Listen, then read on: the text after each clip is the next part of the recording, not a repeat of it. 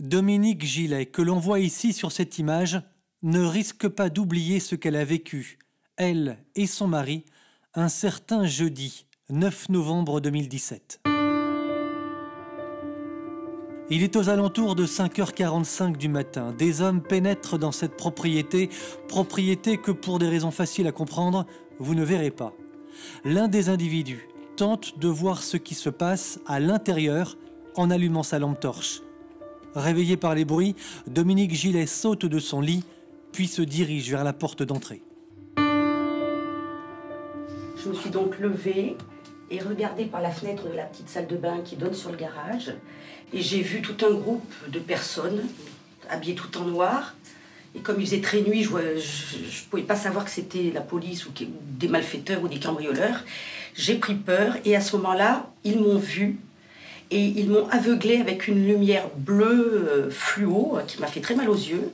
Ensuite, tout va très vite. Pendant que Dominique Gillet retourne dans la chambre conjugale pour prévenir son époux, les individus fracturent la porte, sans doute avec des pieds de biche, puis pénètrent dans la maison. Quelques secondes plus tard, ils plaquent au sol Richard Gillet, lui passent les menottes, l'entraînent dans la salle de séjour. Il en sera de même pour sa femme. Richard Gillet fera d'ailleurs un malaise au cours de cette intervention musclée.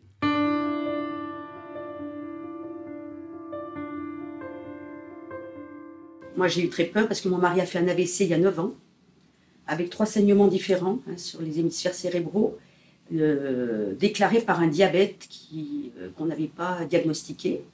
Et donc, mon mari est sous anticoagulant, il est sous antidiabétique, voilà. Et j'ai eu peur qu'il refasse à nouveau une attaque cérébrale. Les hommes qui viennent d'investir la maison, ils sont au nombre de 14, cagoulés, équipés de gilets pare-balles et de pistolets mitrailleurs, sont des fonctionnaires de police de l'unité d'intervention antiterroriste. Que reproche-t-on aux époux Gillet? Officiellement, et c'est le plus stupéfiant, rien. Et là, je me suis dit, mais qu'est-ce qui nous arrive? Pourquoi sont-ils là? Donc on leur a posé la question tout de suite. Et ils nous ont dit, on vous répondra plus tard.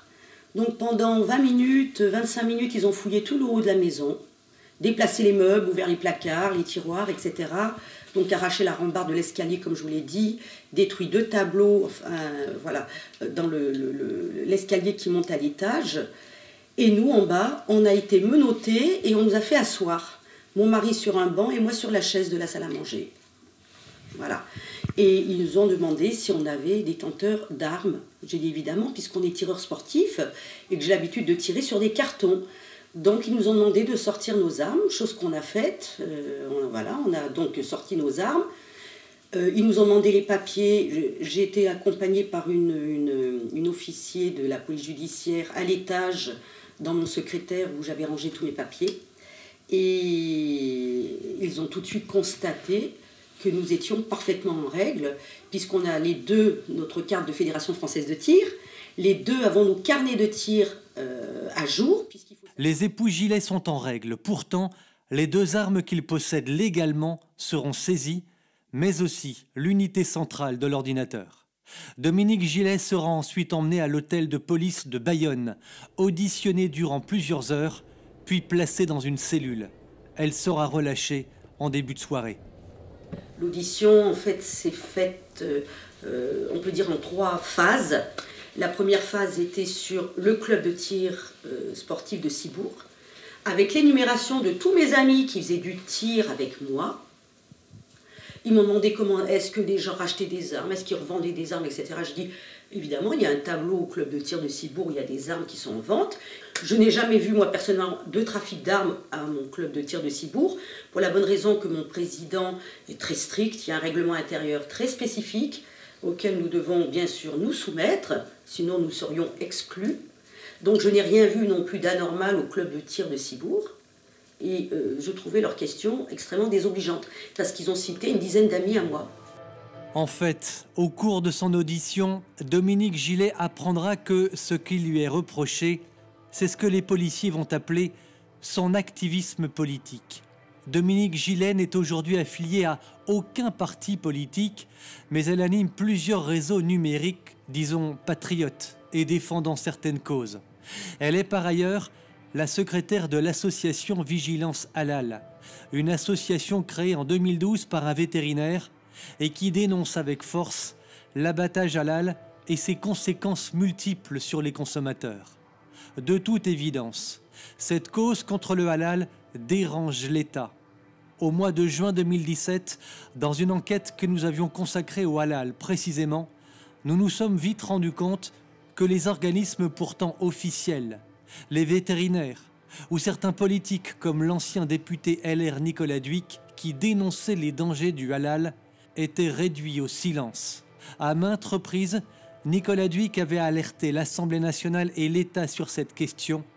Toutes ces actions sont restées vaines.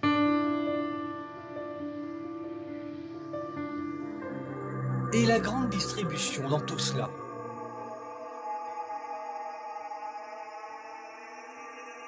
Emporté par l'opacité et le flou gigantesque qui entoure ce dossier, une grande surface peut vendre de la viande halal sans le savoir.